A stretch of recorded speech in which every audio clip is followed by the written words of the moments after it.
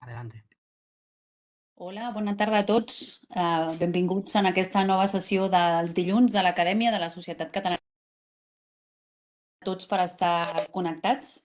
La veritat és que en aquesta tarda de pluja crec que és un entorn estupendo per posar-nos al dia i actualitzar-nos. Avui tenim el plaer de comptar amb ponents de luxe per parlar del síndrome cardiorenal, de la resistència a diürètics. Amb mi estim a la taula moderant amb el José Broseta. El José és nefròleg de l'Hospital Clínic i també membre íntegre de la unitat cardiorenal del Clínic, i jo mateixa, que sóc l'Anna Méndez, que sóc cardiòloga de la Vall d'Hebron i també de la unitat cardiorenal de la Vall d'Hebron. Ja veureu que hem estructurat la sessió en tres parts. Per una banda, tindrem un cas clínic. Ja veureu que no és un cas clínic lineal del dia a dia, però bueno, a vegades ja sabeu que ens hi trobem amb casos que són reptes, no? A la cardiorenal. Ens el presentarà l'Arwa Mehut, que és metge resident de cardiologia de la Vall d'Hebron, i tot seguit doncs, tindrem una discussió amb ponents de luxe que després, més endavant, us anem presentant. Si voleu, per no perdre més temps, comencem amb l'Arwa, que ens presenta un cas clínic, ja dic, bueno, una miqueta complexa i no del dia a dia, però que ens donarà peu a parlar de resistència a diürètics. Quan vulguis, Arwa.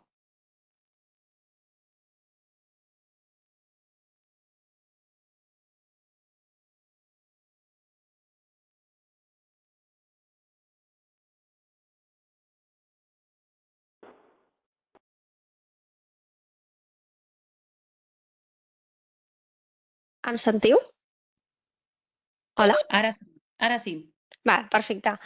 Doncs res, bona tarda a tothom. Jo sóc l'Arwa, resident de Cardiologia del Vall d'Hebron, i començaré aquesta sessió presentant un cas clínic que per nosaltres exemplifica el desafiament terapèutic que suposa la insuficiència cardíaca descompensada en el context d'una pacient que presenta un síndrome cardiorenal de base, i tot això ho farem mitjançant un cas clínic d'una pacient que hem pogut atendre recentment al nostre hospital. Llavors, un segon, a veure si passa la diapositiva.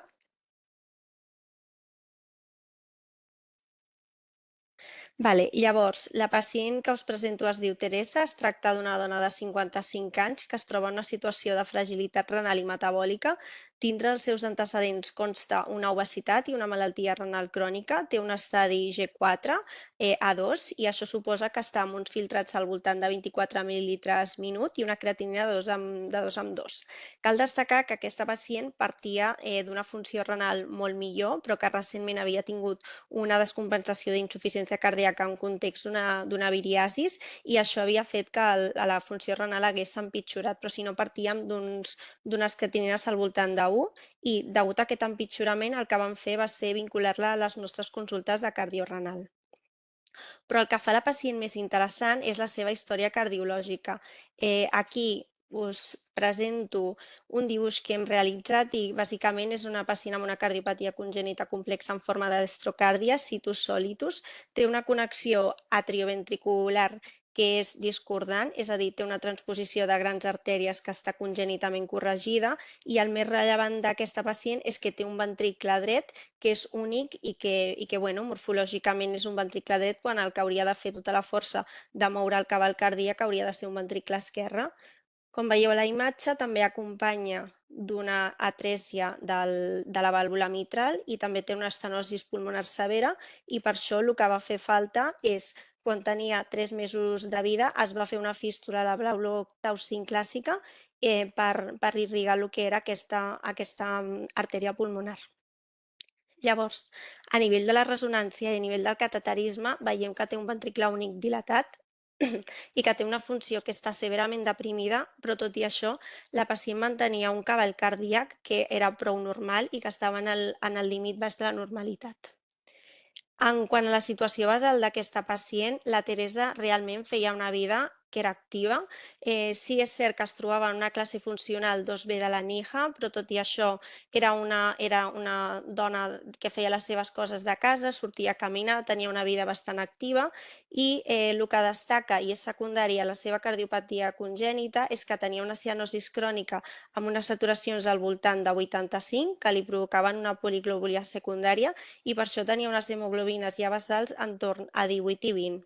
I en quant al tractament mèdic òptim, la veritat estava optimitzat en funció de les nostres conjuntiòlogues de la consulta, que li havien optimitzat amb quàdruple teràpia adaptada a la seva situació. Estava amb ARNI i STL2, antagonistes del receptor mineralocorticoideus i tenia també diürètics a baixes dosis. I en quant a la malaltia actual, la pacient, la veritat, va ser derivada des de consultes externes, on la veiem a la consulta de cardiorenal i veiem que està en un quadre de nasarca i deteriorament renal agut. Clínicament presentava una congestió sistèmica franca, amb escitis, edemes a les quatre extremitats i tenia tendència a la hipotensió amb unes sistòliques al voltant de 90 i que no arribaven a passar això, entre 95 i 100. Analíticament, la funció renal clarament havia empitjorat respecte a l'última vegada que l'havíem vist a les nostres consultes. Tenia una urea de 390 amb una creatinina gairebé de 5 i el filtrat havia caigut fins a 10 mil·litres minut. A més, presentava diselectrolitèmies per l'analítica en forma d'hiperpotasèmia, hiponatrèmia i hipoclorèmia. Davant d'aquesta situació, la primera pregunta que ens vam fer és per què el ronyó havia empitjorat tan ràpid i d'aquesta manera. A nivell teòric, moltes vegades és fàcil estratificar el síndrome renal en cardiorenal en 5 grups, però a la pràctica habitual la veritat és que pot ser realment difícil. La nostra orientació diagnòstica és que estàvem davant d'una pacient que tenia un síndrome cardiorenal tipus 1 en aquest moment sobre una pacient que ja de base partíem d'un síndrome cardiorenal tipus 2 i que el mecanisme dominant, almenys en aquest ingrés, era predominantment una congestió venosa i pensàvem que aquesta nefropatia congestiva predominava sobre el possible baix cabal que pogués tenir aquesta pacient pel fet de ser un ventricle únic disfuncionant.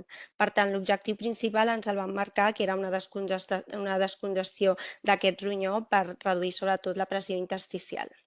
I aquí voldria fer un incís per parlar d'un concepte clau proposat per les guies americanes i que és el concepte de síndrome cardiorenometabòlic, que tot i que les guies europees encara no l'incorporen, sobretot no parlen d'aquesta nomenclatura específica, doncs sí que considero que és la que millor defineix la realitat de la nostra pacient, la qual encaixaria perfectament en l'estadi 5. Aquest enfocament en el que ens fa veure és que tractar la congestió no és únicament suficient, sinó que hem d'anar un pas més enllà i hem de protegir la nefrona i també frenar el remodelat fibròtic, tant cardíac com del ronyó, la qual cosa només aconseguiríem amb una estratègia multiorgànica.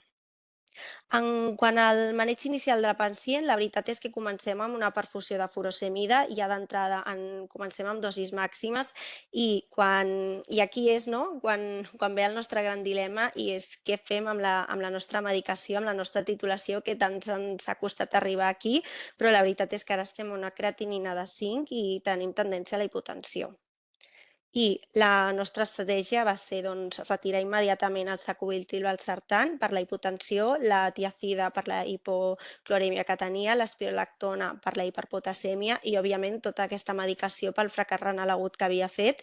I, en canvi, vam apostar per mantenir l'empagliflozina, que tot i que ja tenia un filtrat de 10 mil·litres minut i considerem que podria ser una decisió qüestionable, nosaltres vam decidir mantenir-la i la justificació d'aquesta decisió ve en base a dues evidències. Per un lloc, l'estudi Impuls, que ens ha demostrat el benefici d'inici i manteniment intrahospitalari de l'empagliflozina o d'altres ICD-2 en aquells pacients que tenen una descompensació i tant l'inici intrahospitalari com el manteniment i que així aconseguiríem doncs, una descongestió efectiva i per altra banda per l'empaquídnic que inclou un subgrup de pacients que tenen un filtrat molt baix i on veiem que fins i tot en aquest subgrup l'empagliflozina atenua el declivi renal.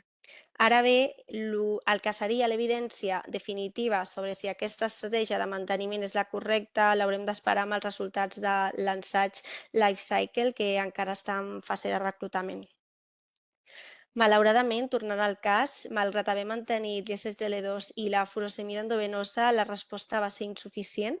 A les 48 hores d'estar la pacient ingressada en la nostra unitat coronària persistia amb oligúria, persistència de la nasarca i tenia una urea creatinina que estaven estancades amb valors gairebé crítics. Per tant, estàvem davant d'una resistència diürètica. I en aquest moment vam decidir que no podíem esperar més i vam pensar que la pacient requeria d'una descongestió mecànica, per la qual cosa vam indicar una teràpia de substitució renal. Aquí vam decidir una modalitat contínua, per una banda, per la hipotensió que presentava aquesta pacient, que us hem mencionat abans. És cert que en tot moment es va mantenir amb certa estabilitat hemodinàmica, no van fer falta drogues vasoactives i el nostre objectiu era, si es pogués fer l'hemodiàlisi sense, la hemofiltració sense entrar en estat de drogues vasoactives, millor que millor, i per altra part per la poliglobúlia que presentava, ja que la pacient tenia un hematòcrit del 60%, vam ajustar la pauta en un 75% de difusió en predilució i així que ens permetés diluir la sang dins del filtre, millorar el flux i evitar que es coaguli el filtre de manera precoç, com si ens ha passat a vegades amb altres pacients, i tot això sense sobrecarregar a la Teresa de volum. El resultat, la veritat, va ser espectacular i en les primeres 24 hores la Teresa va millorar, va tenir una repercussió clínica i també una recuperació de la seva diuresis espontània. I en aquest punt, un cop ja retirat el filtre en aquestes 24 hores, el que ens plantejàvem era el següent repte, era, vale, està retirat el filtre, però com podem evitar que la nostra pacient es torni a congestionar? I per això el que vam fer va ser optar per un bloqueig tubular seqüencial bastant agressiu amb furosemida. Inicialment vam mantenir altra vegada la perfusió de furosemida a dosis màxima, però després ja vam reduir furosemida en bolus, vam mantenir acetazolamida endovenosa en tot moment i l'evidència en aquest cas a favor de l'acetazolamida, que és una cosa que diria que fem d'entrada en aquest tipus de pacients a la unitat coronària, prové sobretot de l'estudi ADVOR, on el bloqueig tubular proximal va veure que potenciava l'efecte del diürètic de Nansen, en aquest cas la furosemida, i a més aquest benefici és especialment potent en aquells pacients que sembla ser que tenen pitjor filtrat glomerular, com era el cas de la Teresa.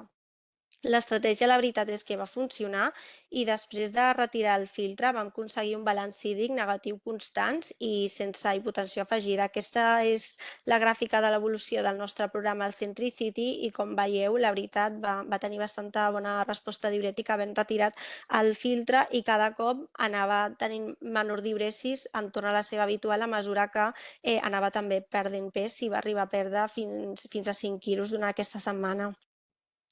A l'alta hospitalària, la pacient presentava una resolució d'aquesta anasarca i, el més important, la funció renal havia millorat.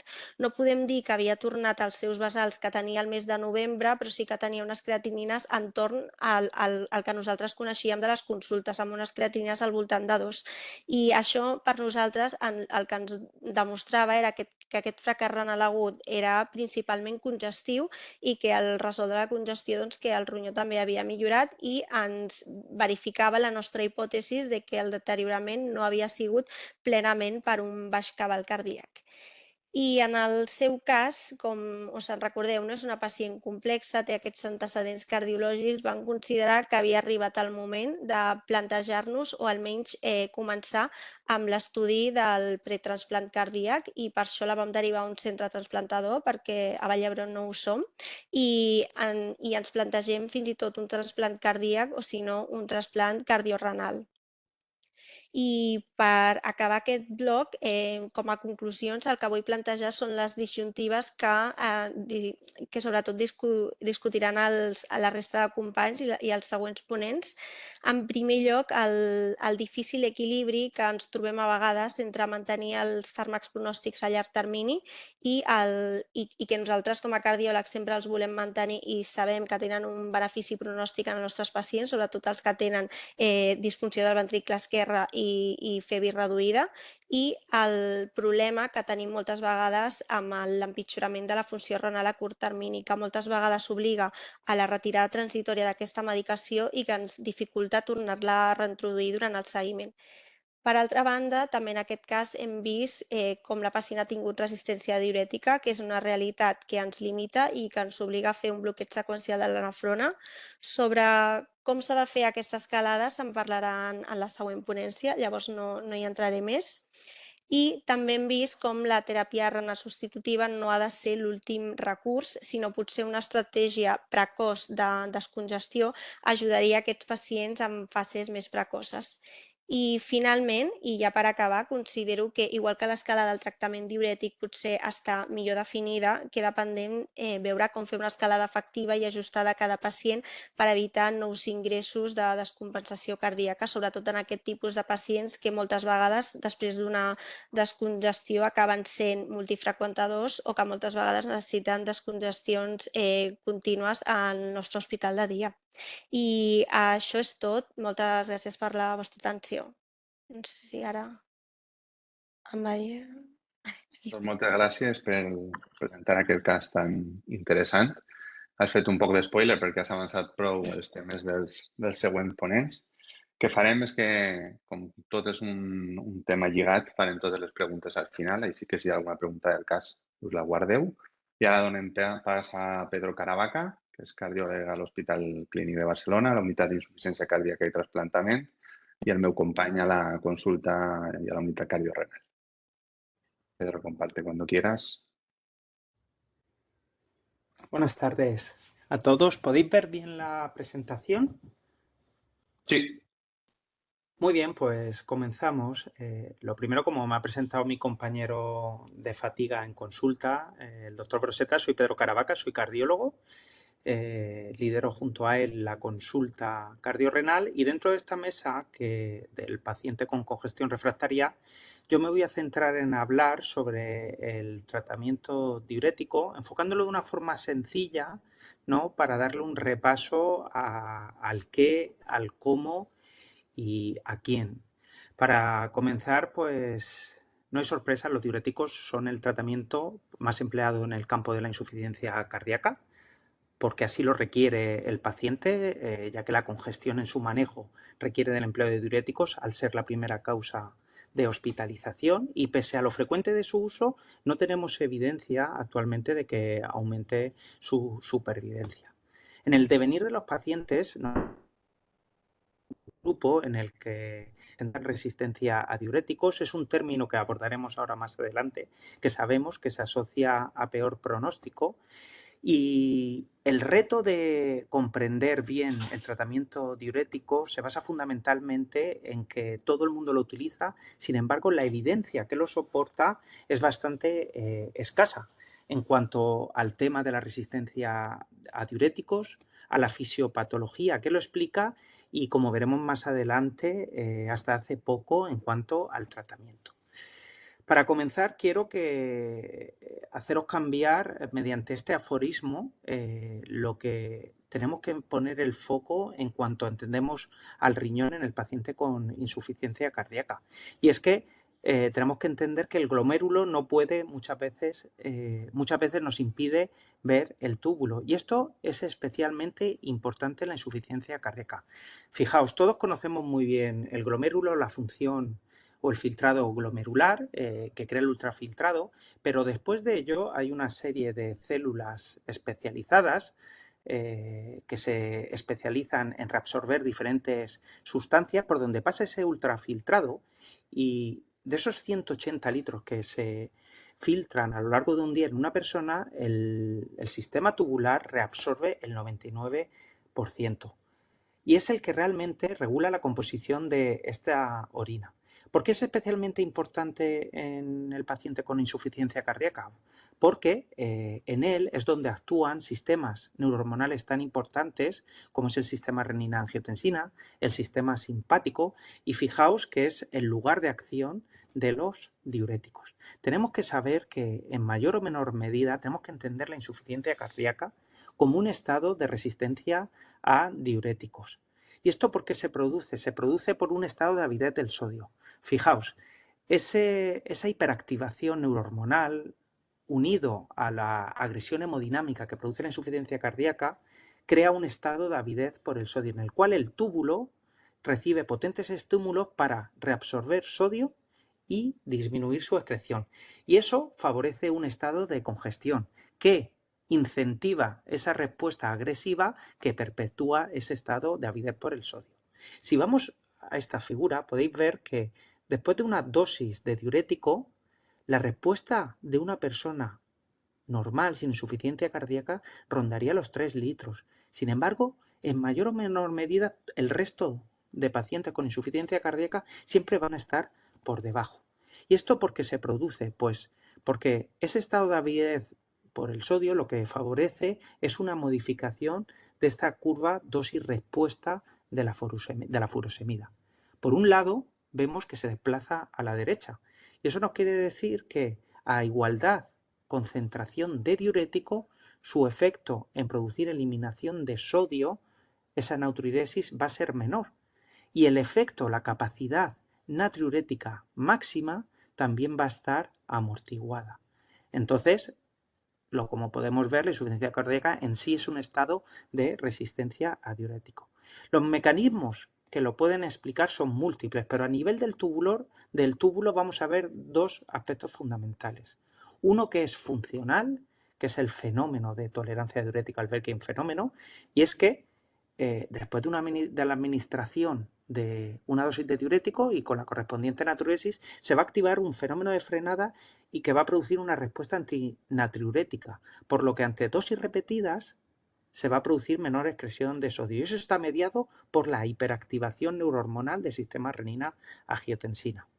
Esto es de forma funcional aguda y más a largo plazo lo que se produce debido a la exposición crónica a diuréticos es un remodelado a nivel tubular de los segmentos más distales donde actúa el diurético que va a favorecer la reabsorción posterior del sodio al lugar donde realiza efecto el diurético.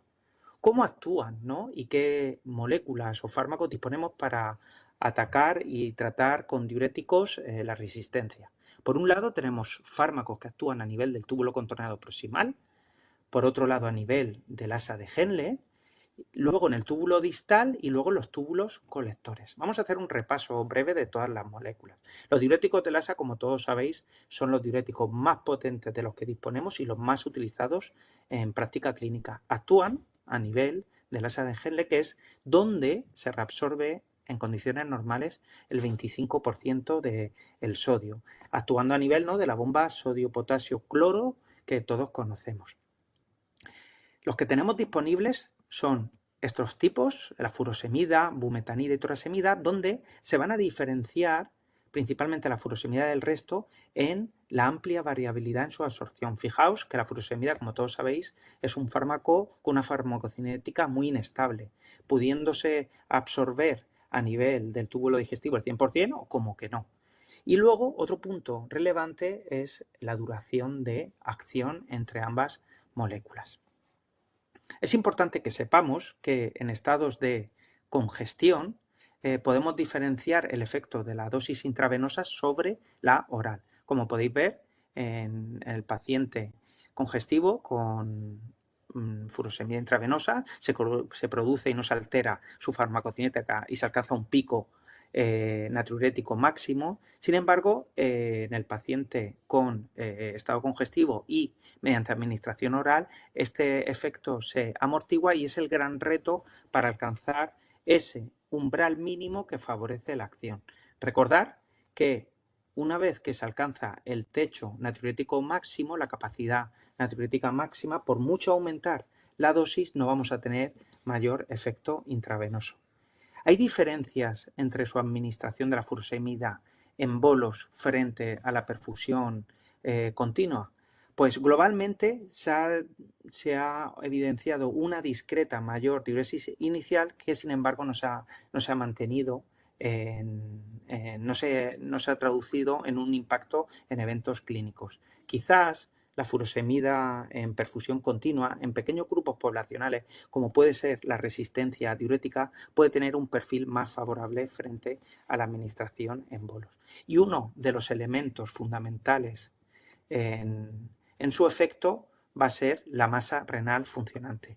Estas curvas demuestran la relación entre lo que es el filtrado glomerular con la función tubular, la capacidad natriurética máxima. Conforme disponemos de menor masa funcional, tendremos mayor desplazamiento de la curva dosis-respuesta de furosemida hacia la derecha y con menor capacidad natriurética máxima. Así, en pacientes con enfermedad renal avanzada, fijaos cómo necesitamos mayores dosis o mayores concentraciones de diurético a nivel de los túbulos para que tenga efecto. Y siempre obtendremos una respuesta más amortiguada. Pasamos a las tiacidas, ¿no?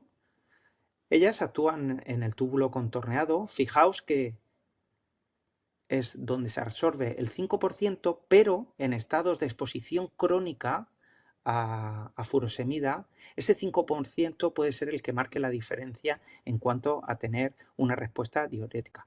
Los bloqueamos con fármacos que actúan en esta bomba, la sodio cloruro, y las principales moléculas que tenemos son la hidroclorotiazida y la clortalidona. Fijaos, hidroclorotiazida, hay grandes diferencias en la semivida, con una media de duración del efecto en la hidroclorotiazida de 6-12 horas, frente a 1 a 3 días en la clortalidona.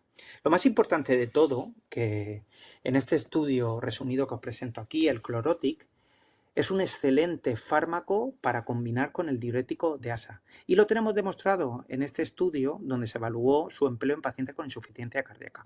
Demostró que, independientemente de la función ventricular, es un fármaco que aumenta la diuresis y produce una descongestión eficaz, con un efecto en cuanto a trastornos electrolíticos, principalmente hipopotasemia e hiponatremia.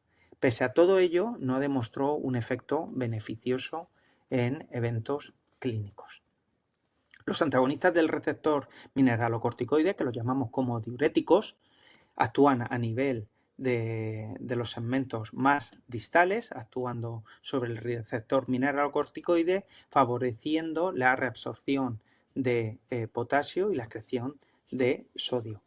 Es cierto que sin duda es una de las terapias fundacionales del manejo de la insuficiencia cardíaca, pero su efecto no se media a través de un incremento en el volumen de diuresis. En uno de los ensayos más grandes de diuréticos en insuficiencia cardíaca aguda fallaron de mostrar en un beneficio. Pueden ser fármacos muy interesantes en asociación para favorecer el ahorro de potasio cuando se crean estados de hipopotasemia.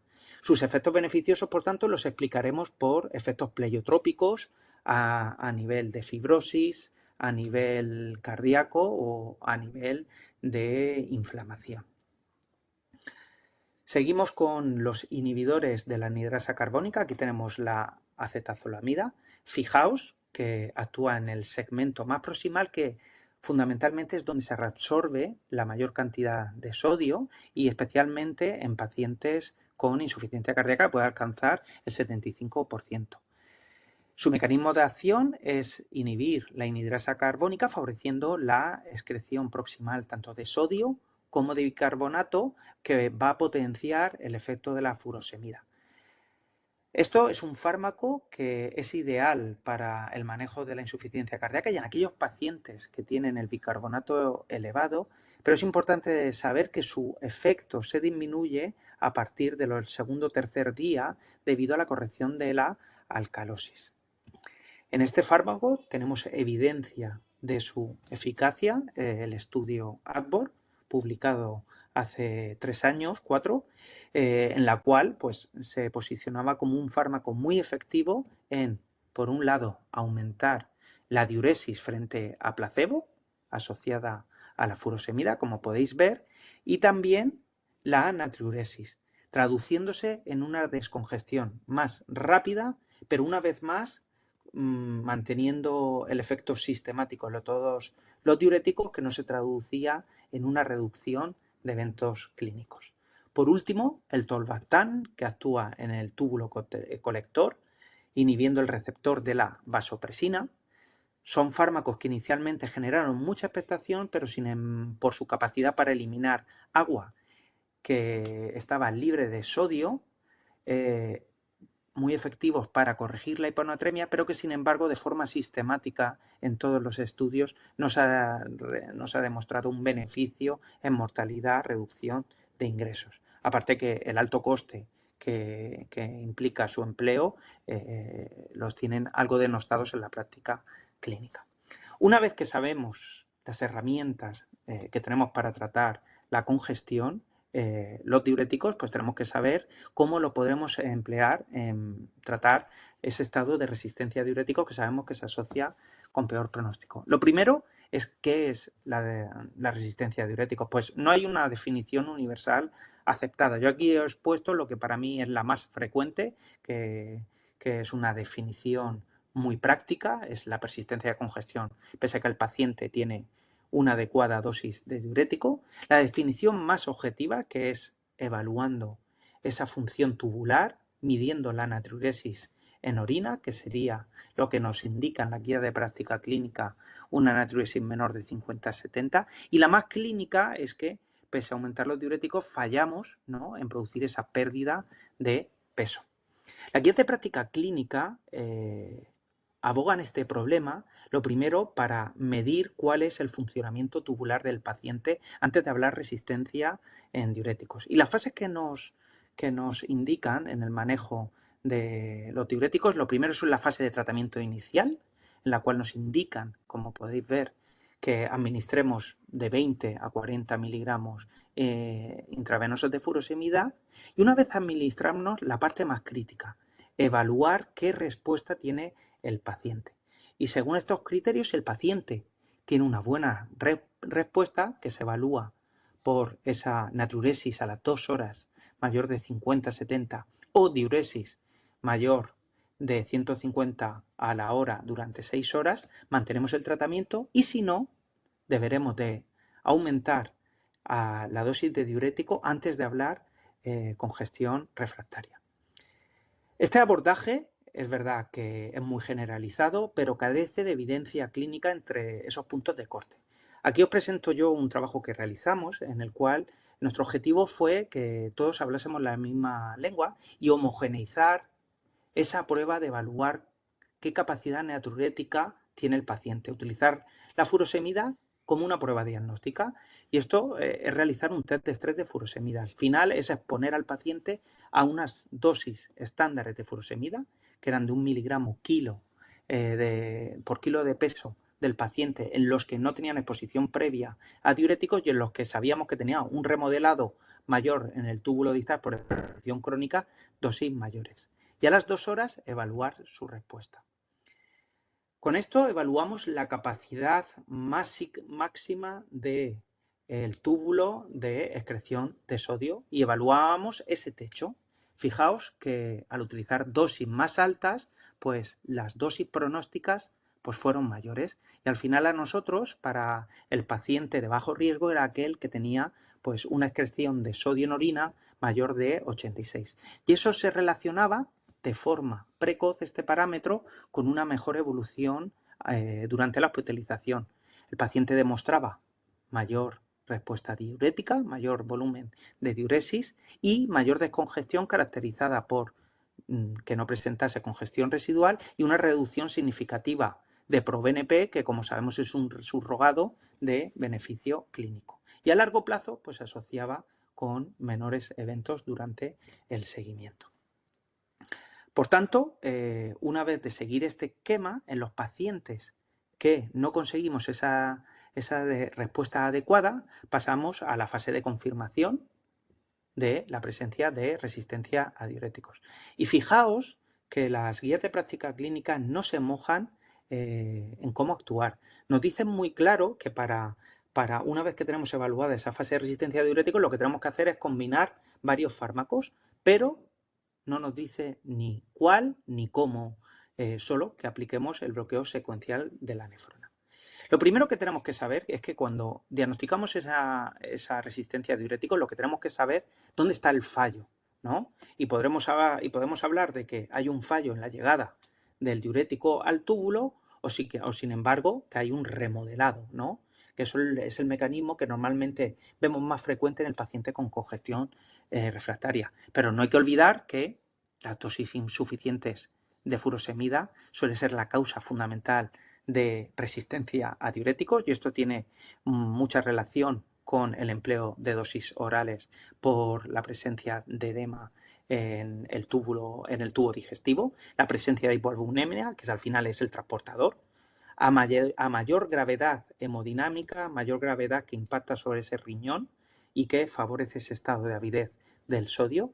Y como hemos visto, por ejemplo, en el caso que han presentado, pues a la presencia de menor masa renal funcionante, pues también menor disponibilidad de llegarlo. ¿Cómo utilizarlos? Pues al final no hay nada claro escrito y lo que yo propongo es un abordaje pues, basado en el fenotipo. Este trabajo es de nuestro grupo en el cual hacía una revisión sobre cómo manejar la congestión refractaria con los diuréticos y al inicio lo que planteábamos era iniciar tiazida porque era el fármaco que más frecuente estaba disponible y no estaba todavía los resultados del árbol y según el perfil clínico y analítico del paciente, si predominaba el bicarbonato elevado, nos apoyaríamos más en emplear la cetazolamida. Si nuestro paciente presentase hipopotasemia, pues está claro que tendríamos que titular al alza el antialdosterónico. Y en aquellos pacientes con hiponatremia, pues sabemos que es muy eficaz, no como diurético, sino como potenciador y corrector neurohormonal el suero hipertónico. En pacientes especiales con hipoalbuminemia, que sabemos que es el principal transportador, se podría valorar añadir albúmina. Y en aquellos pacientes que pese a ese bloqueo y secuencial de la nefrona no conseguimos el objetivo, pues está claro que ahora nos explicará Gregorio cuáles son las terapias de depuración renal. Por último, para concretar, sin duda, uno de los fenómenos más frecuentes que explican el empleo de dosis subóptimas de diuréticos es el empeoramiento de la función renal. Quiero que os quedéis con esta idea que al final el cambio de creatinina que ocurre durante el proceso de congestión en el paciente no tiene por qué ir de la mano de un daño renal, sino que estudiar cuáles son las causas que lo producen, pero en pacientes con una buena descongestión se puede ver un empeoramiento de la función renal sin que explique un daño renal. Y en un análisis que hicimos, aquí lo explicamos muy claramente, al final el valor pronóstico del empeoramiento de la función renal se puede complementar con la capacidad natriurética del paciente mediante el test de estrés de furosemida. Así, aquellos pacientes que presentaban un empeoramiento de la función renal con una buena respuesta natriurética, que como decíamos era un sodio urinario por encima de 86, fijaos que era el perfil de mejor pronóstico durante el seguimiento. Sin embargo, ese mismo empeoramiento que iba acompañado de forma secuencial con una mala capacidad natriurética, fijaos que es el que desenmascaraba ese verdadero empeoramiento renal asociado a peores eventos clínicos.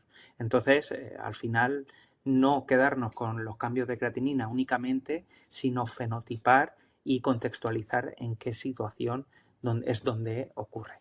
Y por último, recalcar esta frase que los diuréticos al final es un tratamiento sintomático, tratan la congestión y son fundamentales, pero si no empleamos las terapias que han demostrado en modificar la historia natural de ese corazón, que mejoran ese pronóstico, la congestión no se va a resolver, porque al final es poner un parche como os he dicho. Aquí os dejo esta revisión donde os he explicado los principales fármacos y cómo combinarlo durante su manejo de la congestión refractaria. Y por último, quiero hacer una breve mención a estas jornadas que organizan la Sociedad Catalana y el Grupo Cardiorrenal, que hablaremos sobre avances en terapias farmacológicas y tecnológicas para la patología cardiorrenometabólica y que haremos el 11 de febrero. Y como podéis ver, hablaremos del futuro sobre fármacos y también sobre dispositivos. Muchas gracias por vuestra atención. Muchas gràcies, Pedro. La veritat és que ha quedat claríssim, no?, que el tractament de la congestió no és tan senzilla com puja i baixa furosemida, no? Hi ha molts elements a tenir en compte una miqueta, com deia l'Arwa, no? Amb el pacient, la pacient aquella estrella que hem presentat, no? Que, com heu vist, també es va intentar, no? Fer un maneig del diürètic, una miqueta com ha explicat ella i com has seguit tu, però malauradament en aquesta senyora que ja, de fet, en les últimes visites ja es anava introduint la possibilitat d'iniciar diàlisi peritoneal, no? Com a tractament d'aquesta congestió que no acabava de millorar i que era resistent, doncs la veritat és que vam arribar a una situació una miqueta més extrema i en aquest cas doncs, hem de fer ús, no? d'altres teràpies, no? Que ens explicarà el doctor Gregorio Romero, que és nefròleg de l'Hospital Germans Trias i Pujol, i que ens parlarà una miqueta del tractament de substitució renal en aquests pacients, no? Que, com deia el Pedro, no ens ha de fer por plantejar aquestes teràpies, sinó tot el contrari, no? De plantejar-les quan més aviat millor. Així que quan vulguis, Gregorio, t'escoltem. Claro que sí, gracias, Ana, por la invitación, gracias a la Sociedad Catalana de Cardiología y pues a los compañeros por estar aquí. Creo que ya ven la presentación, ¿no? Sí. Vale. Pues nada, primero, bueno, ya como les dijo Ana, yo soy Gregorio Romero, soy nefrólogo del Hospital Germans Trias y Pujol y consultor de la Unidad de Insuficiencia Cardíaca del hospital. Soy nefrólogo políticamente incorrecto, entonces escucharán cosas que de pronto no suelen decir los nefrólogos habitualmente, pero sí soy nefrólogo, es lo que soy. Mis conflictos de interés son estos, pero ninguno para específico para esta charla.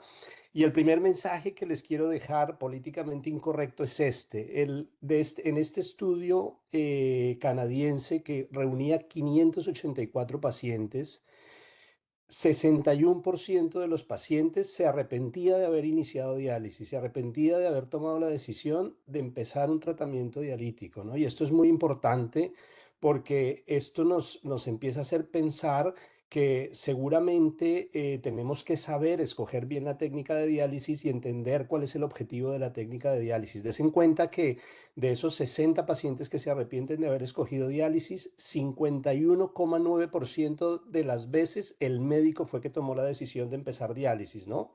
El médico que después que estaba en Canadá, que tenía plaza en Toronto, que trabajaba en Toronto con un contrato eventual, que después le salió plaza en Calgary, que no va a volver a ver al paciente, pues lo dejó en diálisis arrepentido de su decisión. Y esto lo que nos hace pensar es que es muy importante entender cuál es el objetivo de la terapia, ¿no? Y uno de esos objetivos de la terapia, pues, es priorizar la calidad de vida de nuestros pacientes, ¿no? Y muchos de estos pacientes entienden que seguramente su calidad de vida dependía de muchas cosas más que de prolongar la vida, ¿no? O sea que seguramente es mucho más importante centrarnos en que vivan bien, en que estén mejor, pero seguramente el outcome pues no siempre será que vivan mucho tiempo. Y des en cuenta de este estudio, ¿no? Este es un estudio en el que comparan la diálisis con el tratamiento renal conservador. Tratamiento renal conservador no es no hacer nada, es tratar los síntomas con medicación hasta donde los podamos controlar, ¿no? Si tiene hiperpotasemia, pues utilizar quelantes de potasio. Si está con náuseas, pues poner medicamentos para controlarla, pero no hacer un tratamiento dialítico, pero no deja de ser un tratamiento como cualquier otro, ¿no? Estos son un estudio de 192 pacientes, una edad media de 75 años, y lo que se ve en este estudio es que la calidad de vida de estos pacientes en diálisis mejora tal vez un poco más que en los pacientes que están en tratamiento renal conservador, pero el 50% de estos pacientes tienen más episodios de hospitalización, ¿no? La diálisis paga un precio, ¿no? Y el precio que paga es que seguramente ese paciente pues va a estar mucho más tiempo hospitalizado y especialmente la hemodiálisis, mucho más que otras técnicas de depuración. Y algo que yo creo que es muy importante tener en cuenta es que en pacientes frágiles mayores la diálisis no aumenta la supervivencia. Por encima de los 80 años, pacientes frágiles pues no van a vivir más porque los conectemos a una máquina y seguramente no vivirán tan bien como otros pacientes. Y recientemente se publicaba en este estudio, en el Kidney International, en el que nos decían, bueno, que tenemos que tener en cuenta las preferencias del paciente en el momento de escoger la terapia de reemplazo renal, ¿no? Tenemos que tener en cuenta, pues, la familia, el entorno cultural, la autonomía, la normalidad, si el paciente quiere viajar, si lo quiere hacer en casa, ¿no? Hay muchos factores que tenemos que tener en cuenta que además de intentar escoger la mejor terapia para ese paciente, nosotros escribimos una carta al editor respecto a esto y decíamos que cuando reemplacemos los riñones, protejamos el corazón, ¿no? Es muy importante tener en cuenta que el corazón tiene una parte fundamental en todo este proceso de decidir cuál es la mejor terapia de reemplazo renal para un paciente. Definitivamente la última decisión es la que el paciente escoja, pero creo que siempre deberíamos poner el corazón en el centro de la decisión de escoger una terapia de reemplazo renal. Démonos cuenta, bueno, ustedes saben más de esto que yo, este es un paraesternal eje largo, ¿no? Y la hipertrofia del ventrículo izquierdo. La hipertrofia del ventrículo izquierdo está presente en más del 50% de los pacientes con enfermedad renal crónica, ¿no? Es un hallazgo común en el corazón del paciente con enfermedad renal crónica, pero des en cuenta que la hipertrofia del ventrículo izquierdo no predice la muerte en estos pacientes, ¿no?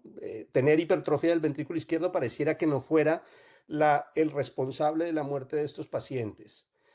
Otro hallazgo muy común en estos pacientes pues es la dilatación de la aurícula izquierda. Es un hallazgo que se ve en más del 80% de los pacientes con enfermedad renal crónica tiene dilatación de la aurícula izquierda, y parece que tener dilatación de la aurícula izquierda tampoco se asocia a mayor mortalidad en los pacientes con enfermedad renal crónica avanzada.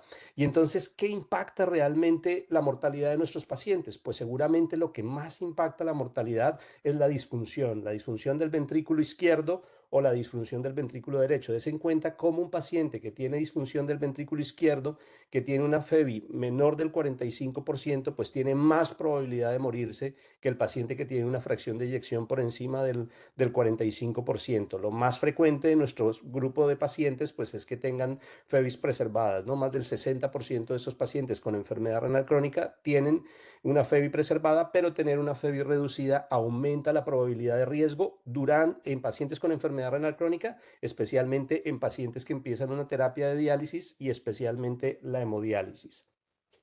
Y entonces, ¿qué nos tiene que preocupar? Pues seguramente nos tiene que preocupar no solamente las cavidades izquierdas, sino también las cavidades derechas. Des en cuenta cómo en los pacientes que tienen disfunción del ventrículo derecho, independientemente de que tengan otra normalidad o no, pues tienen mayor mortalidad. Es decir, que muy seguramente nos debe preocupar la disfunción, y especialmente la disfunción del ventrículo derecho, que cada vez es más común en nuestros pacientes, y seguramente en el escenario cardiorrenal pues es algo muy común, o es un escenario muy común en el que nos vemos envueltos, ¿no? Y definitivamente tener una disfunción del ventrículo derecho y además tener disfunción del ventrículo izquierdo en pacientes en hemodiálisis aumenta de forma importante la mortalidad. Nuestros pacientes tienen una menor supervivencia que los pacientes que no tienen disfunción del ventrículo derecho o que no tienen disfunción del ventrículo izquierdo.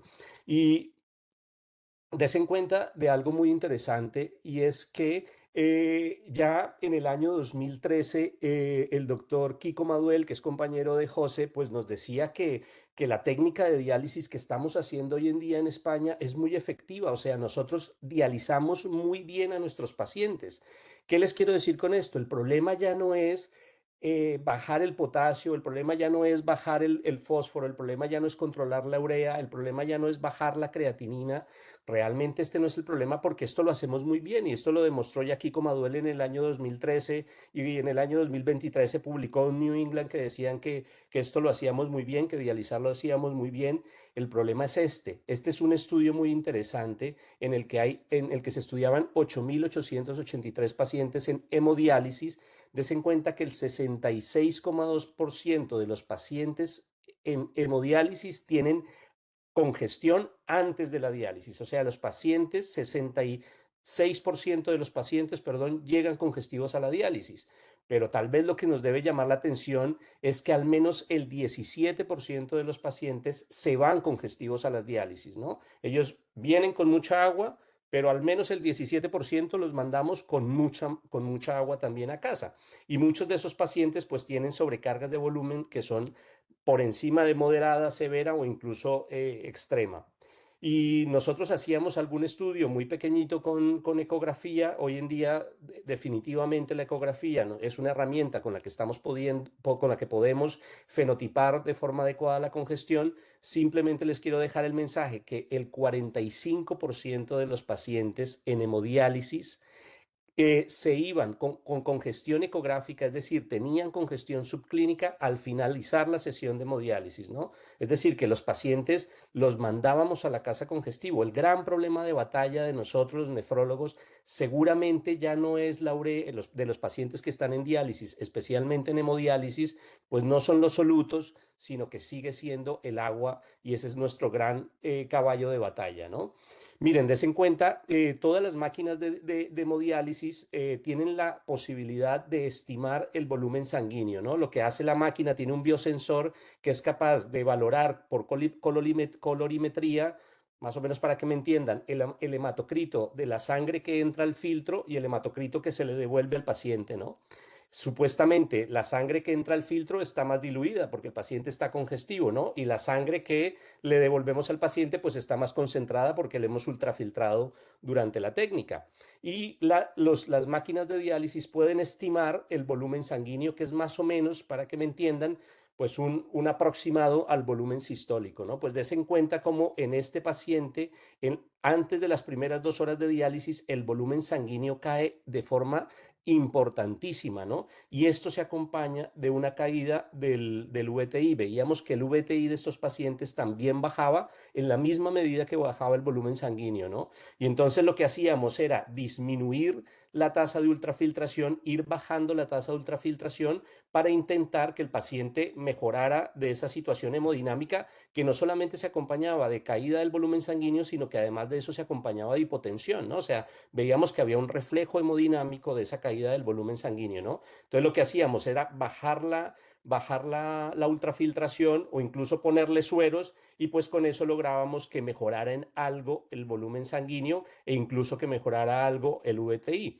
Pero des en cuenta que este paciente empezamos programándole 3,8 litros de ultrafiltración, tuvimos que bajarle a 2,800, pero finalmente le pudimos quitar solamente 1,800. ¿Y qué les quiero decir con esto? A la máquina le podemos poner el número que queramos, le podemos poner 5 litros, 6 litros, 7 litros, pero eso no significa que hemodinámicamente el paciente pueda tolerar una extracción agresiva de volumen, ¿no? Y recordemos que nosotros sacamos con la hemodiálisis el líquido del espacio venoso, nosotros no lo podemos sacar ni del intersticio ni de las serosas. Muchas veces nos dicen, no, tiene derrame pleural, aumenten la ultrafiltración. Con la ultrafiltración seguramente el líquido de la serosa no lo vamos a poder sacar, y no lo vamos a poder sacar ni siquiera del intersticio. Lo que esperamos es que este parámetro que dice aquí, IRP, que está en la franja azul, que es el índice de rellenado plasmático, pues se dé de forma adecuada, ¿no? Que haya un refil adecuado del líquido del intersticio al líquido del espacio venoso, que es de donde lo estamos sacando, pero eso no en todos los pacientes se hace de forma adecuada, y desde luego no en todos los pacientes lo hacemos de forma efectiva. Des en cuenta que la L que tiene este paciente de índice de rellenado plasmático es que está bajo, es que le estamos ultrafiltrando a una tasa más alta de la que él está siendo capaz de rellenar el espacio venoso, y eso es lo que explica la hipotensión, y eso es lo que explica por qué a un paciente que le quisimos quitar 3,8 litros, pues solo le pudimos quitar 1,8 litros porque si no, hemodinámicamente no lo toleraba. Y des en cuenta de este estudio que es muy interesante, es uno de los estudios clásicos de ultrafiltración en pacientes en hemodiálisis, y algo que demostró este estudio es que cuando ponemos tasas de ultrafiltración altas por encima de 13 mililitros a la hora, 13 mililitros por kilogramo a la hora, pues los pacientes se mueren más. Entre más tasa de ultrafiltración pongamos, más probabilidad de muerte tienen los pacientes y más probabilidad de muerte cardiovascular. Y esto es algo muy interesante, es decir, que a veces pensamos que porque están en hemodiálisis le vamos a poder sacar muchísimo líquido, pero definitivamente es decir, lo que le sacamos a la hora, la cantidad de líquido que le queremos sacar a la hora, pues es lo que aumenta la mortalidad de estos pacientes. Imagínense en una sesión de 4 horas, si yo le quiero sacar 4 litros, pues le estoy sacando 1 litro a la hora. Eso es decir, que un paciente orine 1 litro a la hora, que yo creo que ni en una planta de cardiología esto es posible, ¿no? Esto no, nunca lo vamos a lograr y desde luego eso sí que va a impactar de forma importante la hemodinámica del paciente. Y de hecho, incluso en las terapias continuas, sabemos que hay una zona de seguridad. Sabemos, por ejemplo, que en las terapias continuas, si queremos sacarle más de 1,75 mililitros por kilogramo a la hora, la probabilidad de que ese paciente se muera es mucho mayor. Y esa mortalidad está relacionada a la tasa de ultrafiltración, no está relacionada ni a los episodios de hipotensión ni a los requerimientos de vasopresores. Estoy hablando de esto en el paciente crítico. Tanto en el escenario crónico como en el escenario agudo, poner tasas de ultrafiltración muy altas, es decir, lo que le quitamos a la hora al paciente, aumenta la mortalidad del paciente. Y esto definitivamente, pues yo creo que tiene un impacto importante. Y esto nos lleva a un concepto que es muy bonito y son los outcomes relacionados a la ultrafiltración. Sabemos que poner tasas de ultrafiltración altas no solamente hace que haya más isquemia renal, sino que también hace que haya más isquemia intestinal, que haya más isquemia cerebral y que haya más isquemia del miocardio. De hecho, los pacientes, cuando utilizamos tasas de ultrafiltración muy altas, pues seguramente lo que vamos a tener es más stunning miocárdico. Ustedes conocen muy bien la descendente anterior, la coronaria derecha, el tronco común, la circunfleja, pero el pequeño vaso intramiocárdico es el que se lesiona cuando hacemos ultrafiltraciones agresivas. Des en cuenta este estudio, 70 pacientes en hemodiálisis con una edad media de 63 años, no mayores. El 64% de esos pacientes tenía aturdimiento miocárdico y ese aturdimiento miocárdico estaba relacionado a la tasa de ultrafiltración que utilizábamos en la hemodiálisis. Poner más de 2 litros de volumen de ultrafiltración aumenta un 26% el riesgo de tener aturdimiento miocárdico y aumenta 6 veces más el riesgo de hacer episodios de hipotensión. Y esto lo que se asocia es que haya un empeoramiento de la función cardíaca y que haya un aumento de la mortalidad. Estamos hablando de la hemodiálisis. Y entonces ustedes dirán, Gregorio, ¿pero qué hacemos? ¿Qué más podemos hacer por estos pacientes? Pues definitivamente lo que tenemos claro hoy en día es que aumentar la frecuencia o la duración de las terapias es lo que realmente es nefroprotector, ¿no? Lo que tenemos que buscar en la terapia que hagamos es hacerlas muchas veces o hacerlas lo más largas posible. Y es por eso que las terapias continuas son mucho más, mucho más efectivas efectivas a la hora de extraer volumen o de hacer ultrafiltraciones, porque son terapias que duran 24 horas, ¿no? Y por eso seguramente el tratamiento adecuado para la paciente que nos presentó ARWA, pues era utilizar una terapia continua. Primero porque estaba hemodinámica, o por lo menos tenía tendencia a la hipotensión, ¿no? Si a este paciente le queremos sacar 3 litros en 3 horas, pues es 1 litro a la hora y seguramente que con 90-60, pues lo vamos a tener mucho peor durante la sesión de hemodiálisis. Si sacamos esos mismos 3 litros en 24 horas, pues seguramente ese paciente va a tolerar mucho mejor la terapia. Y esto mismo aplica para el paciente que tenemos en la consulta de cardiorrenal, que es resistente al tratamiento diurético, que ya nos enseñó Pedro cómo, pues en estos pacientes lo que tenemos que buscar es intentar aumentar la frecuencia del tratamiento o aumentar la duración del tratamiento. ¿Y qué opciones tenemos para hacer esto? Bueno, ¿y esto por qué es importante? Pues primero porque sabemos que esto hace que haya menos hipertensión arterial, hace que haya menos remodelado miocárdico, que haya menos hipertrofia del ventrículo izquierdo, que los pacientes tengan menos stunning miocárdico, ya veíamos lo que significaba esto, y que los pacientes hagan menos hipotensión intradiálisis. ¿Y qué opciones tenemos para hacer esto? Pues definitivamente las opciones que tenemos, la primera es la diálisis peritoneal, ¿no? La diálisis peritoneal lo que nos permite es mantener o tener una mejor estabilidad hemodinámica, ¿no? Y esto es porque la extracción de líquido es mucho más continua, la hacemos en tiempos más largos, se hace o en la noche cuando utilizamos la cicladora, más o menos 12 horas, o incluso podemos hacerla 24 horas en pacientes que están en diálisis continua, ¿no? En los que se hacen los pases manuales. Y esto es muy interesante porque permite preservar la función renal residual. Los pacientes en hemodiálisis pierden la función renal residual con el tiempo, es decir, que estos pacientes van a dejar de orinar con el tiempo y la única manera que van a tener para manejar el líquido es con la ultrafiltración que le hagamos, ¿no? Y en pacientes cardiorrenales que tienen disfunción del ventrículo izquierdo, que tienen disfunción del ventrículo derecho, seguramente no va a ser la forma menos agresiva de quitar volumen la hemodiálisis. En cambio, la peritoneal nos va a permitir mantener parte de su función residual, es decir, el paciente va a seguir orinando y por ahí va a perder sodio y líquido, y lo que la terapia, después que me llegó una pregunta y me lié. Y la terapia continua y las terapias pues nos vayan a ayudar a preservar mucho más la función renal residual. Y también se va a permitir mantener un poco pues los beneficios. Va a hacer que el paciente pueda manejar su terapia como él considere mejor. Los pacientes de cardiorrenal realmente empiezan inicialmente con un pase nocturno de icodestrina, y esto pues hace que sean un poco más independientes, le dan mucho más flexibilidad y comodidad, y sobre todo nos permite reiniciar los tratamientos modificadores de la enfermedad que ya Pedro decía que eran importantes, y en pacientes en diálisis es fundamental que nuestros pacientes tengan el sacubitril o valsartán. Si tienen diuresis, pues el inhibidor del SGLT2, y seguramente aunque no la tengan, pero bueno, por ahora si tienen diuresis residual, mantener el inhibidor del SGLT2, incluso el antagonista del receptor mineralocorticoide en estos pacientes pues se podría utilizar. La diálisis peritoneal, pues nosotros utilizamos como membrana, así como tenemos el filtro en la hemodiálisis, pues la membrana que utilizamos aquí es el peritoneo. El peritoneo tiene 3 tipos de poros: los poros ultra pequeños, que son las acuaporinas.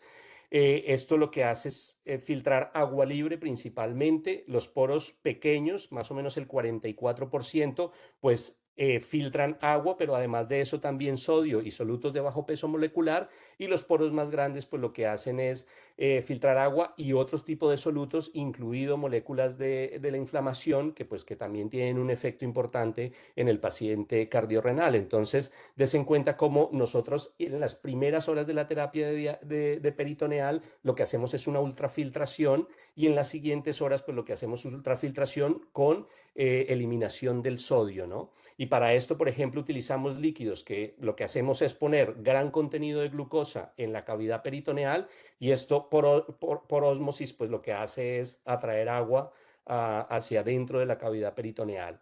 Y cuando utilizamos icodestrina, que es una molécula, es un polímero de la glucosa mucho más grande, es una molécula muy grande, pues tiene un efecto coloide osmótico que también arrastra mayor agua y también mucho más sodio, que eso es lo que más va a ayudar a nuestros pacientes, ¿no? Y de hecho, hay 2 estudios que les quería mostrar. Un estudio de Valencia, este estudio del grupo de Julio Núñez y de Rafa de las Priellas, lo que veían es que a medida que bajaba el sodio urinario, o a medida que el paciente iba orinando menos sodio, la eliminación del sodio por el peritoneo era mucho mejor, ¿no?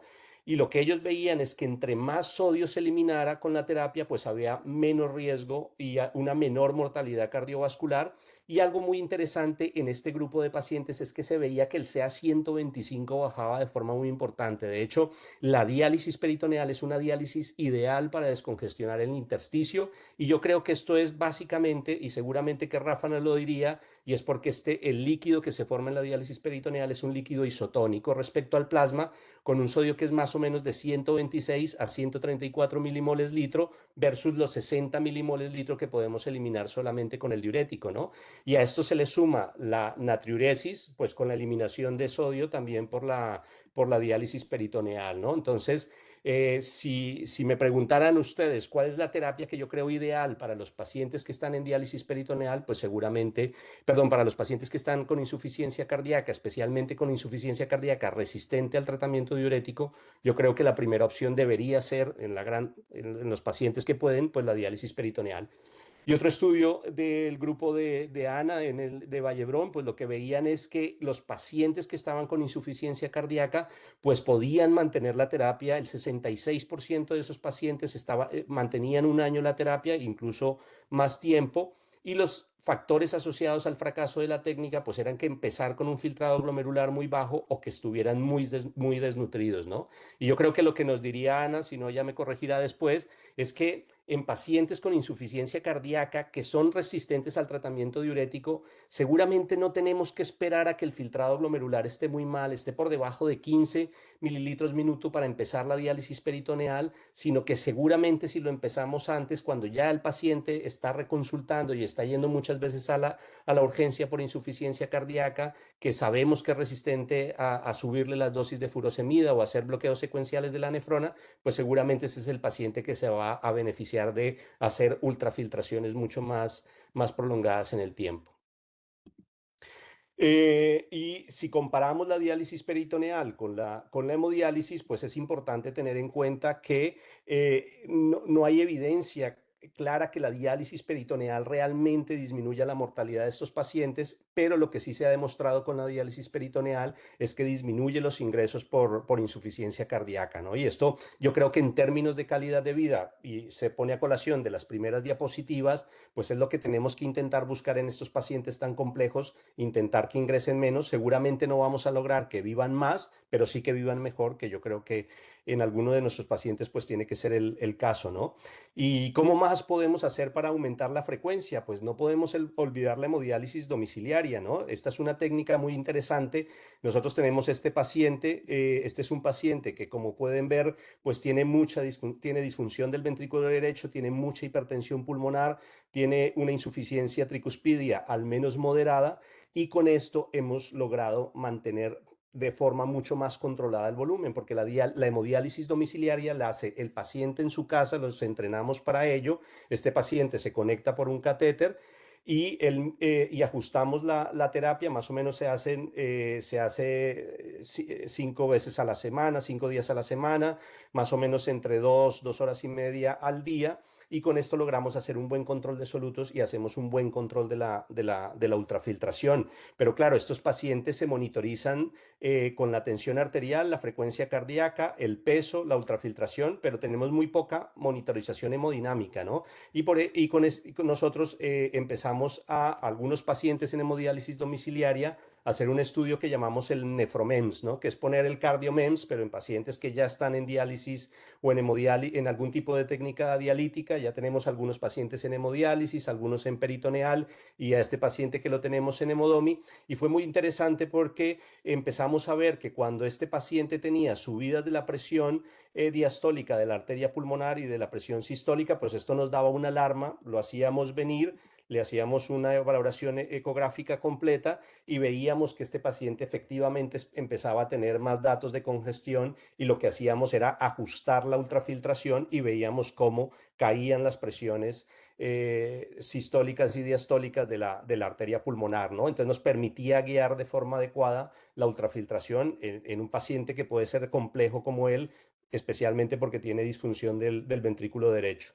Y cuando comparamos las dos técnicas, la hemodiálisis domiciliaria y la diálisis peritoneal, este es un estudio muy interesante, 68.000 pacientes, 64 años de edad media, 42% mujeres, pues se veía que los pacientes que hacían hemodiálisis domiciliaria tenían menos riesgo de accidente cerebrovascular, tenían menos riesgo de muerte cardiovascular y además de eso tenían menos riesgo de muerte por todas las causas, pero no se veía que había diferencias en el riesgo de tener insuficiencia cardíaca, ¿no? Entonces, tanto la diálisis peritoneal, especialmente para aquellos pacientes que son muy complejos, que tienen insuficiencia cardíaca derecha, que son resistentes al tratamiento diurético, es una buena opción de tratamiento. Y la hemodiálisis domiciliaria la podríamos dejar para algunos pacientes que no son tan comórbidos, porque al final pues es una técnica que van a hacer solos en su casa, pero en los que queremos hacer un mejor manejo del volumen y un mejor control de la diálisis. Pero definitivamente el tratamiento que mejor o que más va a aumentar la supervivencia de los pacientes, pues es el trasplante renal, ¿no? Definitivamente vemos que la causa de muerte del trasplante renal es principalmente las infecciones durante el primer año, pero después del primer año estos pacientes tienen una supervivencia mucho mejor que los pacientes en hemodiálisis o en diálisis peritoneal, incluso mucho mejor que los que están en lista de espera de trasplante que no han empezado hemodiálisis. Entonces, si pudiéramos empezar, si pudiéramos hacer un trasplante renal en este grupo de pacientes, pues definitivamente esto sí que va a impactar en la supervivencia y en la calidad de vida de los pacientes. Y finalmente, algunos mensajes para llevar a casa. Seguro que José nos diría que siempre que el paciente sea candidato a trasplante renal, pues tenemos que pensarlo, tenemos que intentar que se incluyan en listas de espera. Y yo creo que la medicina cardiorrenal lo que nos tiene que ayudar es a intentar optimizar hasta donde más podamos al paciente para intentar hacer que estos pacientes puedan estar en una lista de espera de trasplante renal. Desafortunadamente tienen muchas comorbilidades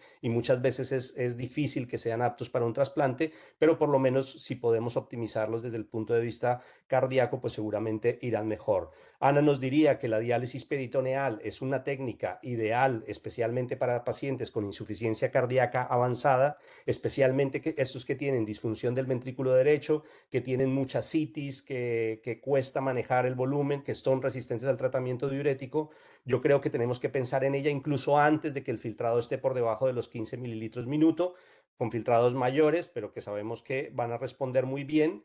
La Toña nos diría que la hemodiálisis domiciliaria las podríamos escoger especialmente en pacientes que sean autónomos, aunque tengan algo de riesgo cardiovascular, cuando queremos reducir el estrés hemodinámico, obviamente haciéndoles una vigilancia muy estrecha. Y yo creo que Pedro nos diría que si no podemos hacer nada más, pues la única opción que tenemos es la diálisis convencional, pero que esto definitivamente va especialmente en pacientes que tienen disfunción del ventrículo izquierdo o derecho, pues implica un mayor riesgo hemodinámico y un mayor riesgo cardiovascular.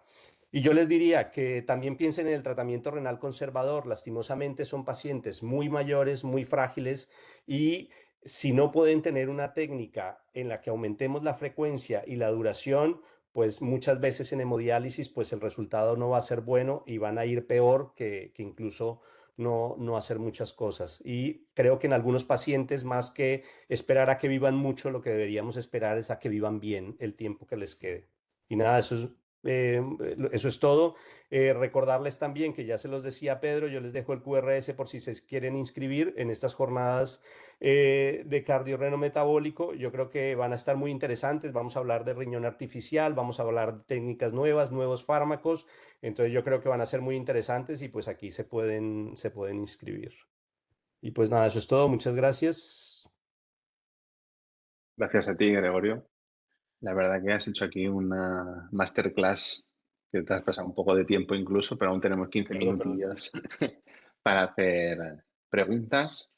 De hecho, ya tienes por aquí alguna, creo que del propio Pedro, ¿no? Si la mejor terapia corta frecuente es la corta y frecuente, ¿no? En hemodiálisis entiendo por qué es la que menos se utiliza. ¿Es culpa del paciente o del médico? Aquí tienes que abrir el melón y defender a los nefrólogos. A ver, yo creo que hay varias cosas, ¿no? La primera es que muchas veces siempre la hemodiálisis de centro va a ser lo más fácil para todos, ¿no? Porque es una fístula, un catéter, el paciente se conecta, el paciente cree que porque hay un equipo médico que está ahí, pues es lo mejor, pero yo creo que no siempre es así, ¿no? No siempre es lo mejor. Y aquí sí que creo que a veces la nefrología tiene que entonar un mea culpa en aconsejarle las técnicas domiciliarias, especialmente en el grupo de pacientes que tenemos nosotros, ¿no? En esos pacientes cardiorrenales con tanta disfunción derecha, izquierda, pues yo creo que definitivamente utilizar una técnica como la peritoneal, pues va a hacer que vaya mucho mejor, o por lo menos que hagamos que tenga menos ingresos que con la diálisis de centro. También es cierto que muchas veces no tenemos nada más que hacer, ¿no? Si el paciente tiene cirugías abdominales y todas estas cosas, pues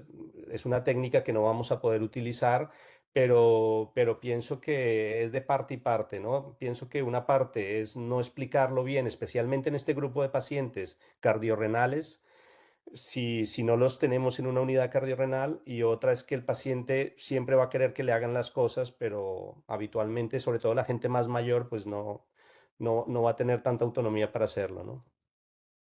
Sí, yo estoy totalmente de acuerdo que hace falta cambiar la cultura, ¿no? Y que para nosotros era como todo es igual y los factores que implicaban una técnica u otra muchas veces a la distancia ¿no? Por eso países como Canadá, Australia tenían mucha diálisis domiciliaria porque las distancias son muy largas hasta un centro de diálisis. Y aquí en Barcelona, por ejemplo, tienes uno en cada esquina. Y esto hay que cambiar la mentalidad porque para el paciente con insuficiencia cardíaca, que son todos los pacientes en diálisis al fin y al cabo, pues los mejores resultados no son con la hemodiálisis en el centro. No sé si animeu alguna pregunta més per ahí. Yo tengo una pregunta, bueno, tengo varias. Sigo con Gregorio, ya que estamos con las técnicas de sustitución renal. Me ha parecido súper interesante lo del nefromems que comentabas. ¿Cuándo los ponéis? Entiendo que son pacientes que tenéis ¿no? con insuficiencia cardíaca, que lo tenéis en la técnica de sustitución renal y que os está reingresando y reingresando, ¿no? ¿Ese es el criterio de indicación o cuál es el paciente? Bueno, realmente esto fue porque, bueno, en alguna discusión que tuvimos con Tony Vallés, pues yo les decía que en mi opinión el mejor modelo de insuficiencia cardíaca es el paciente en diálisis, ¿no? Y ellos estaban empezando a poner CardioMEMS en su momento y entonces intentamos hacer empezamos un estudio para ponerlo en pacientes que ya estaban en técnica de diálisis, ¿no? Que ya estaban en hemodiálisis o en cualquiera de las técnicas pero que los seguían en la WIC. Hay algunos pacientes que tienen FEBIs reducidas y tal, que les siguen llevando en la unidad de insuficiencia cardíaca. En estos era más fácil convencerlos de ponerse un CardioMEMS, desde luego. Y este paciente pues fue uno de ellos en los que lo pusimos y la verdad es que sí que nos ha ayudado a prescribir la ultrafiltración un poco más adecuada para el paciente, ¿no? Más precisa. Eso sí, cada vez que le pita el cardio, cada vez que le salta, pues nos llaman, pero bueno, no pasa nada. Me ha parecido muy bueno. La verdad es que tiene todo el sentido del mundo. Lo que pasa que no es fácil poner CardioMEMS, obviamente, ¿no? Pero sí que es verdad que muchos pacientes que están en técnicas de sustitución renal o que, de hecho, la planta de nefrología es una planta de cardiología laica, o sea, la IC la tenéis a la orden del día en la planta de hospitalización, con lo cual tiene, la verdad, todo el sentido del mundo. Sí, de hecho es el primer motivo de ingreso. Mm. ¿Alguna pregunta més? Vergonzosos. Pues yo me animo a preguntaros a vosotros y en vez de que vosotros me hagáis la pregunta, os la hago yo. Venga, ahí dispara. ¿Qué opináis del cloro? A ver, es un parámetro que no he Adelantado, hablado y Pedro, no he que es hablado adelantado.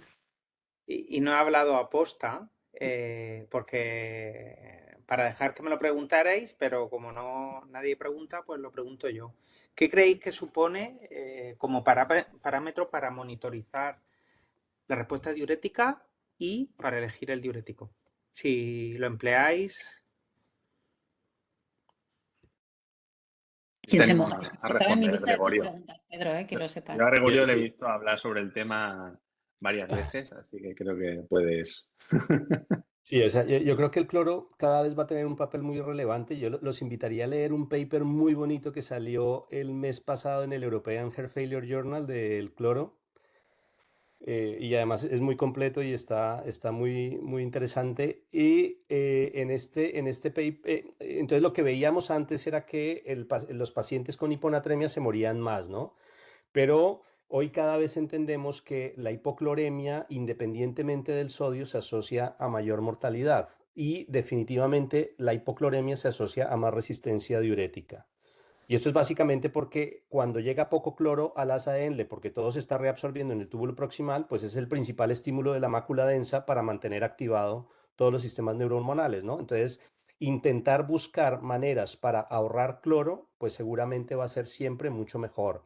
Y en pacientes, y esto lo mostraba Marta Cobo en el SALT, en el análisis post-hoc que hicieron, en pacientes con insuficiencia cardíaca refractaria, con hipocloremia, poner suero hipertónico sí que iba mejor que en los pacientes que tenían el cloro normal, ¿no? Entonces yo creo que esto nos da luces a entender que seguramente corregir la hipocloremia ayuda a disminuir la resistencia al tratamiento diurético. Y no olvidar, acetazolamida e inhibidores del SGLT2 son ahorradores de cloro en el túbulo proximal, ¿no?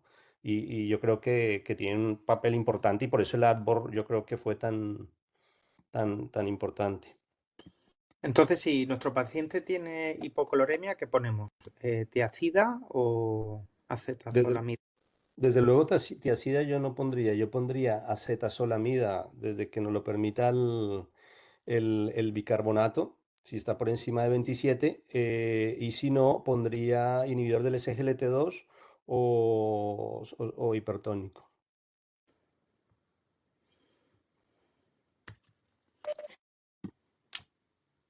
Pues aprovecho que estamos con los iones y con los diuréticos y tenía la otra pregunta que tenía para Pedro, que has aprovechado y has hablado del fenómeno este de frenado, ¿no? Es verdad que y os la lanzo a todos, ¿eh?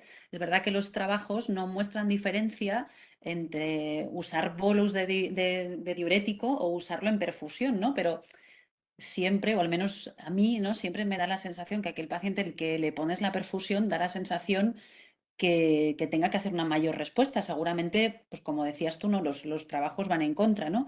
No sé qué pensáis de esto, ¿no? Quizás es que son pacientes, como tú decías, Pedro, ¿no? Que son pacientes en los que ya hay un remodelado y una fibrosis a nivel renal, ¿no? Que hace que esto no se justifique, o cuál es la explicación que le dais a esto, ¿no? Porque hay diferencias, ¿no? Entre la perfusión continua y el bolus. Porque en teoría, desde un punto de vista puramente fisiopatológico, ¿no? Si estamos diciendo que hay ese fenómeno de respuesta al diurético en bolo, debería, ya digo, desde un punto de vista aparentemente lógico, debería ser la perfusión mejor o que dé más respuesta. O sea, ¿cuál es la explicación que le dais a esto? Pues yo me atrevería a decir que a veces lo bonito de la medicina es que lo que tiene sentido fisiopatológico muchas veces no va ligado a la eficacia. Entonces, en este caso no hemos conseguido de forma generalizada demostrar que es mejor utilizar perfusión continua. Pero como todo, al final una respuesta genérica no implica que haya pequeños subgrupos que sí aporte beneficio. Y no lo he puesto yo, pero hay trabajos de pacientes con criterios de resistencia a diuréticos, tanto por el perfil clínico, porque esté más hipotenso, tenga hiponatremia. Es un estudio, yo creo que es alemán, que me parece que se llamaba el DRAIN, HF, en el cual demostraban que había mejoría en la respuesta diurética, tanto como reducción en la descongestión con el empleo de perfusión continua. Y al final, fisiopatológicamente, tiene sentido, porque si al final estás continuamente en la zona umbral de efecto diurético, lo que tú dices, evitas ese fenómeno frenada. Quizás si utilizas estudios genéricos al que a todo el mundo le hacen lo mismo, aquel que no tenga resistencia diurética le dará igual. Pero si seleccionas el paciente en concreto, que en este caso me remito a este trabajo, pues entonces sí podemos ver beneficio. Yo, sin duda, en mi práctica clínica, sí tengo resistencia clínica, yo no uso los bolos. Yo utilizo siempre la perfusión. Ya está por comodidad de enfermería, ¿no? Más de 120 miligramos en bolus. Un poco aburrido para la enfermería. Totalmente. No sé si hay la verdad que la gente nos está animando ahí a preguntar con lo interesante que es esto. Yo tengo otra, si queréis, y con eso si queréis cerramos, y un poco por hilar un poco el caso que presentaba Arwa, ¿no? Si recordáis, es una paciente con una cardiopatía congénita muy compleja, ¿no? En la que hay un deterioro desde el punto de vista cardiológico, que eso enlaza con ese deterioro de la función renal, aunque aparentemente, como os decía, ¿no? En la ecografía renal aparentemente no hay un daño estructural. Y la pregunta sería un poco, claro, en estos pacientes lo difícil es plantear cuándo hay que ir al trasplante, cuándo hay que ir al trasplante cardíaco, hay que plantear el cardiorrenal, hay que hacer un secuencial, primero que hacemos el cardíaco y en función de cómo responda vemos qué hacemos con el renal. La verdad que es una pregunta compleja. En este caso de la paciente, la verdad que Arwa no ha comentado, es una paciente también que estaba muy adaptada funcionalmente en su día a día, con lo cual, a pesar de que se había planteado ya la opción de barajar opciones avanzadas, siempre se había mostrado muy reacia, por eso ha llegado a esta situación tan avanzada. Pero en un caso hipotético, ¿no? En vuestro día a día, ¿qué pensáis? Pedro, vosotros hacéis cardiorrenal. ¿Qué hay que Paciente. hacer con estos pacientes? Sí, nosotros así, esquema genérico, ya sabes que a mí no me gusta ser generalista por eso, porque al final todo tiene sus matices. Pero por norma general, si el filtrado está menor de 30, sí o sí, siempre hay que plantearlo. Y entre hacerlo combinado o secuencial, el perfil clínico del paciente y el escenario clínico. Al final, paciente que va por la vía urgente, hay un alto fracaso del injerto renal, por tanto, nosotros planteamos siempre hacerlo secuencial, ya te digo, por norma genérica, y en el paciente que se puede garantizar hacerlo de forma ambulatoria, en una situación de bajo riesgo hemodinámico, lo mejor es combinado porque aporta beneficio clínico de duración del injerto y de riesgo de eventos clínicos de rechazo a largo plazo y permite ahorrar inmunosupresión. ¿Vale? Entre pacientes entre 30 y 45 ya tienes que individualizar y buscar marcadores de riesgo de progresión de la enfermedad renal, que aquí nosotros pues hacemos una orientación individualizada, integramos albuminuria, imagen renal y en algunos casos optimización hemodinámica, porque al final muchas veces el riñón es la víctima de la agresión hemodinámica y buscamos, ¿no?, buscar valorar en las mejores condiciones hemodinámicas ese riñón y muchas veces pues ese ingreso y un manejo hemodinámico guiado por el cateterismo. Si tiene bajo gasto, poner inotrópico y si tiene un perfil de nefropatía congestiva, pues corregirlo con diurético. Pero más o menos así sería en líneas generales. ¿Puedo aportar una cosa? Soy Sonia Mirabet. Hombre, Sonia. ¿Qué tal? Soy cardióloga del Hospital de Sant Pau y un poco en relación a lo que decía Pedro, que estoy totalmente de acuerdo. Creo que es muy importante tener presente, ¿no?, aparte de los pacientes que él decía en situación de urgencia y con filtrados bajos, en concreto los pacientes congénitos tienen una tasa muy elevada de disfunción primaria del injerto cardíaco. Eso ya condiciona que en el posoperatorio inmediato sea muy difícil plantear un trasplante simultáneo de riñón, porque evidentemente estas disfunciones primarias del injerto, por las isquemias tan largas, por la sobrecarga de volumen que se les pone, la politransfusión y demás, hace que tengamos una alta tasa de ECMO en el posoperatorio y evidentemente esto imposibilita que se lleve a cabo un trasplante cardiorrenal simultáneo. Y el que el paciente después, ¿no?, ya vaya condicionado a una diálisis grava mucho más la mortalidad, con lo cual son escenarios muy difíciles de manejar, muy complejos y, como decía él, ¿no?, hay que individualizar porque a veces, aunque el trasplante combinado o simultáneo sea, a lo mejor no es posible y luego grava toda la mortalidad al trasplante cardíaco, ¿no? O sea que ahí hay que ir con mucho cuidado cuando queremos plantear. Son pacientes muy seleccionados, los pacientes que van a ir a trasplante cardiorrenal simultáneo. Eso creo que hay una revisión muy reciente de la serie que está pendiente de publicarse, de la serie nacional, que también creo que nos va a dar datos interesantes. Sin ninguna duda. Muchas gracias, Sonia, por el aporte. Sí, es un tema muy bonito y justamente hemos hecho un registro específico de eso y sin duda uno de los parámetros que tú has apuntado es excelente porque los dos predictores de fracaso del injerto renal son el fracaso primario y la enfermedad renal previa de necesidad de hemofiltro. Entonces, condiciona mucho y potencia el efecto deleterio de la diálisis.